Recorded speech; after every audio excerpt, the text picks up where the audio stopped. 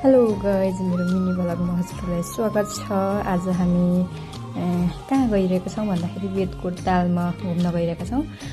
हामी चाहिँ पुगिसक्यौँ भनौँ न, अनि पुगेर पनि खानेकुराहरू लगेका थियौँ, खानेकुराहरू बनाउँदैछौँ। त्यो ठाउँमा यति बाँदर थिए त्यसैले त पाहुनालाई चाहिँ दुईजनालाई राखिरहेको छौँ र दुईजनाले चाहिँ यता खाना बनाउँदैछन् अनि म चाहिँ त्यो दिन क्यामेराम्यानमा उभिएकी छु। अब चाहिँ म देखाउन गइरहेको छु हजुरलाई यहाँको शान्त वातावरण।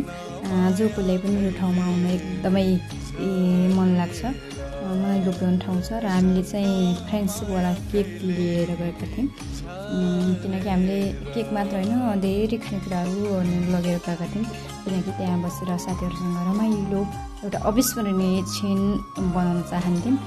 अब हामी छुट्टी पनि धेरै छैन गाइज, 4 वर्षसम्म सँगै पढ्यौँ, सँगै बस्यौँ, खायौँ। अब चाहिँ केही थोरै भनौँ न, थोरै पलहरू चाहिँ रमाइलोसँग बिताउनुपर्छ भन्ने लागेर हामीले इक्जाम पछि चाहिँ फ्रेस हुनको लागि चाहिँ एउटा शान्त वातावरणमा चाहिँ गएर साथीहरू चाहिँ रमाइलो गऱ्यौँ।